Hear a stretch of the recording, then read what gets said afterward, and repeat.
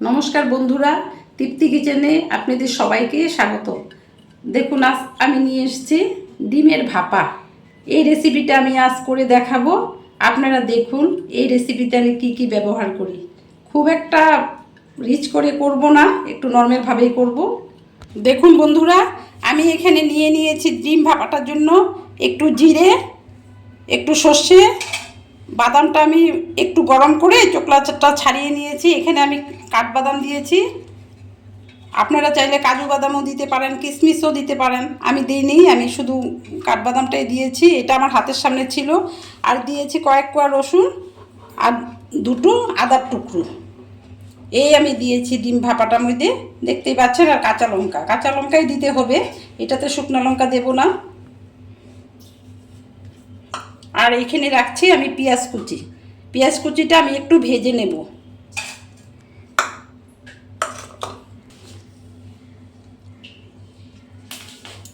দেখুন বন্ধুরা, আমি বাদাম, জিরে, সর্ষে আর আদার টুকরো বেটে নিচ্ছি। আর রসুনটা থেতো করে পেঁয়াজের সঙ্গে ভেজে নেব।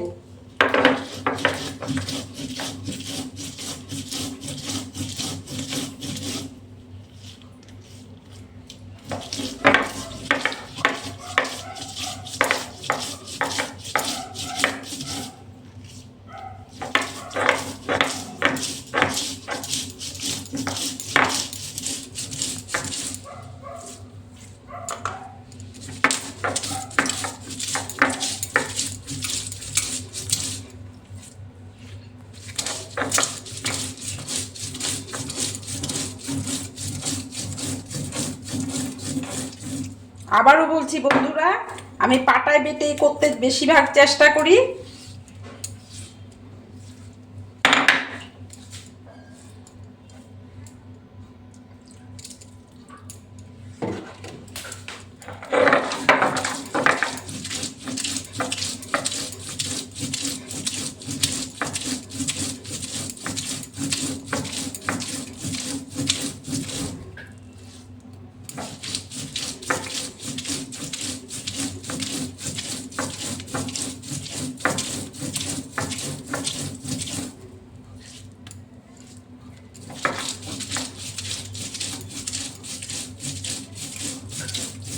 দেখুন বন্ধুরা, আমি দুটো গোলমরিচও দিয়ে দিলাম, এটাও বাটার সাথে দিয়ে দিলাম।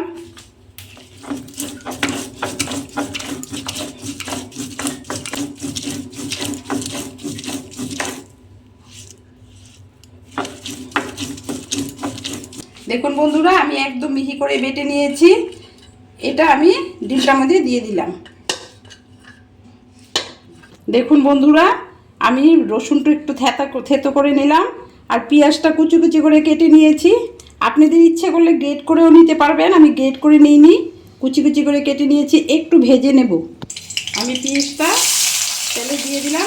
আমি ব্যবহার করছি সর্ষের তেল।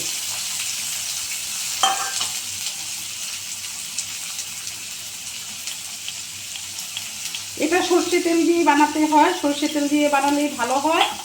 আমরা ইঞ্জিন মার্কা সর্ষে তেল খাই, সেটা দিয়ে বানাচ্ছি।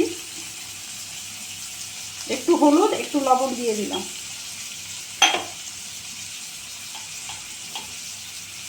লবণটা আপনাদের স্বাদ অনুসারে দিবেন।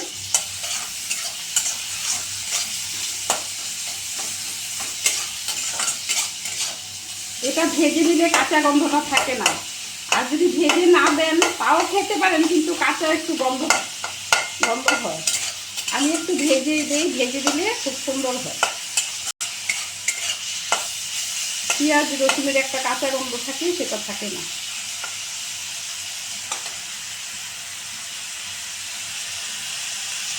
দেখুন বন্ধুরা, আমি পেঁয়াজটা একটু ভাজা ভাজা করে নিয়েছি।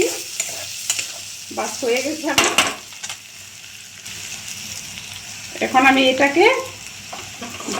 আমি এখন ডিমের মধ্যে দিয়ে দিলাম।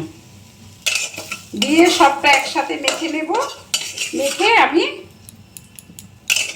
একটা বাসনে জলের মধ্যে ফুটতে বসিয়ে দেবো, দেখিয়ে দেবো আমি।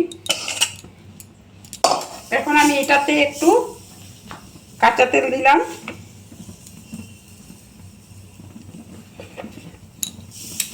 আমি আপনাদেরকে বলেছি বন্ধুগণ, যে মানে আপনারা লবণ আর হলুদটা আপনাদের, আমি 6টা ডিম নিয়েছি, 6টার হিসাবে আমি হলুদ লবণ দিচ্ছি। আপনারা আপনাদের যতটুকু লাগে সেই মতে দিয়ে নেবেন। ঝালটাও আপনাদের প্রয়োজন অনুসারে দিবেন।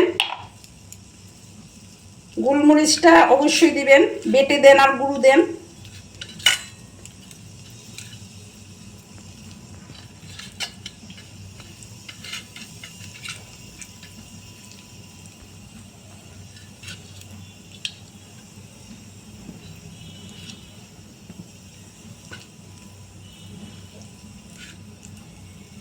দেখুন বন্ধুরা, আমি এটা সুন্দর করে মশলাটা আবার মেখে নিলাম, যেটুকু ছিল আমি সুন্দর করে দিয়ে দিলাম।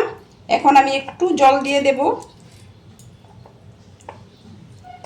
এই রেসিপিটা খুব সুন্দর হয়, খেতেও খুব দারুণ হয়, আপনারা বানিয়ে খেয়ে দেখবেন। দেখুন বন্ধুরা, আমি একটু জল দিয়ে দিয়েছি। কেউ চাইলে একদম শুকনো শুকনাও করতে পারেন, আমি একটু জল দিলাম। লবণটা আপনারা আপনাদের অনুসারে দিবেন। আমি আবারও বলছি, এতে আমি একটু বাদাম বাটা দিয়েছি, সর্ষে বাটা দিয়েছি, কাঁচা লঙ্কা, সর্ষে, বাদাম আর জিরে আর গোলমরিচ, এই কয়টা জিনিস আমি এটাতে দিয়েছি। এখন আমি দুটো ছেঁড়া কাঁচা লঙ্কা দেব।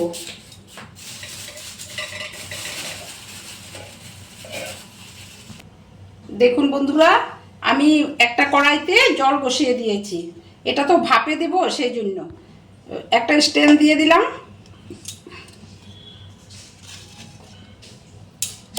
দেখুন বন্ধুরা, আমি এটা বসিয়ে দিলাম, একটা স্ট্যান্ড দিয়ে দিলাম নিচে, আর একটু কাঁচা লঙ্কা ছেঁড়া দুটা আমি দিয়ে দিলাম। আমার দুটোতেই হয়ে যাবে, আপনাদের বেশি লাগলে বেশি দিবেন। আর একটু সর্ষে তেল কাঁচা দিয়ে দিলাম, তখনও মাখার সময় আমি একটু দিয়েছি, এখন আবার একটু দিয়ে দিলাম। দেখুন বন্ধুরা, আমি নোড়াটাই মানে উপরে দিয়ে দিলাম, শিলটা মানে এটা ঢাকা দিয়ে শিলটা দিয়ে দিয়েছি।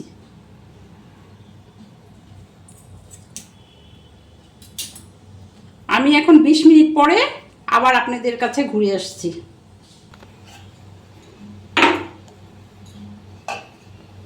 দেখুন বন্ধুরা, আমার এই ডিমের রেসিপিটা কত সুন্দর হয়েছে, আপনাদের একটু লেড়ে দেখিয়ে দিচ্ছি। খেতে অসাধারণ লাগে, আপনারাও বানিয়ে খাবেন। আমি আবার 20 মিনিট পরে ফিরে এসেছি।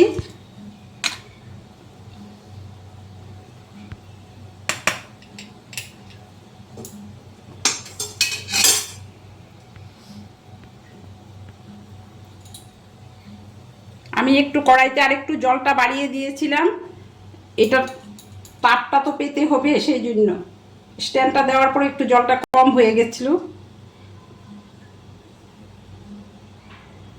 দেখুন বন্ধুরা, আমি এখন এটা জলের থেকে নামিয়ে নিচ্ছি, গ্যাসটা অফ করে দিচ্ছি।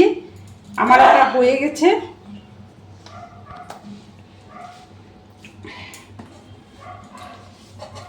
দেখতেই পাচ্ছেন বন্ধুরা কতটা সুন্দর হয়েছে।